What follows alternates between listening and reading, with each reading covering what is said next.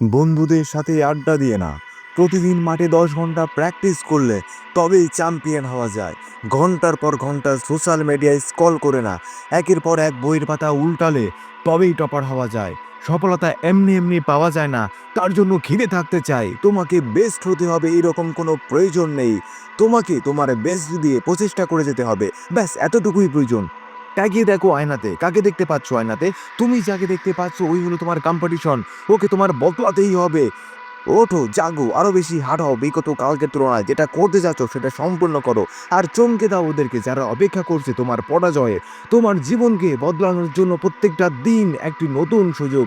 বিগত কাল তুমি যা যা করেছিলে সেগুলো আজ তুমি বদলাতে পারবে না, কিন্তু আজ এখন তুমি কি করবে তার সম্পূর্ণ নিয়ন্ত্রণ তোমার হাতে। একদিনই সবকিছু বদলে যাবে না, এটা কখনোই আশা করো না, কিন্তু বারবার প্রচেষ্টা করে গেলে একদিন নিশ্চিত তুমি বদলাতে পারবে। এই আশাটা মনের গভীরে গেঁথে রাখো। তুমি যদি তোমার ভিতরে আসার আলোটি না নিভিয়ে ফেলো, তাহলে তোমার দ্বারাই যে কোনো কিছুই করা পসিবল। তোমার যে কোনো স্বপ্ন বাস্তবায়ন করা সম্ভব।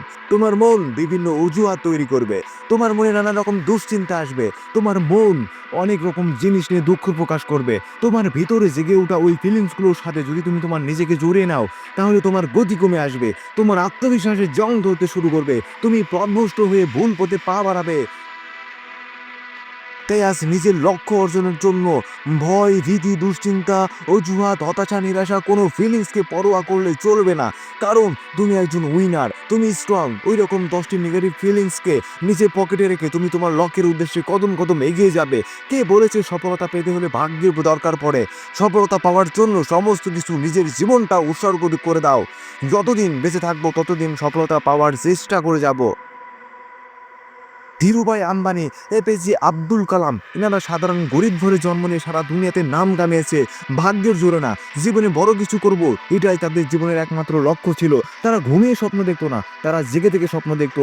তাদের স্বপ্নে দম ছিল, তারা দুনিয়াকে দেখিয়ে দিতে পেরেছে সফলতা এমনি এমনি আসে না, তার জন্য খিদে থাকা যায়।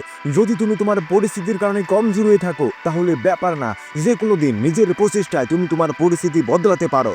কিন্তু তুমি যদি মানসিক দিক দিয়ে কমজোর হয়ে থাকো তাহলে যতই চেষ্টা করো তুমি তোমার জীবনের কিছুই বদলাতে পারবে না। প্রতিদিন তুমি তোমার নিজেকে নিজে চ্যালেঞ্জ করো, তুমি প্রতিদিন তোমার শক্তির সীমাকে অতিক্রম করো। কারণ মনে রেখো, কঠোর পরিশ্রমের কাছে এমন কোনো সীমা নেই যা তুমি স্পর্শ করতে পারবে না।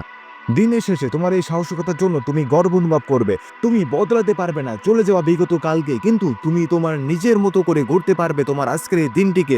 তোমার করা সমস্ত ভুল তুমি সংশোধন করতে পারবে তোমার আজকের এই দিনটিকে। আজ তুমি নিজের মধ্যে যে পরিবর্তনগুলো আনবে সেগুলো তোমার আগামীকালকে সুন্দর করে তুলবে। আর এরকম অনেকগুলো সুন্দর আগামীকাল একসাথে হয়ে একদিন তোমার স্বপ্ন সত্যি পূরণ করে দেবে।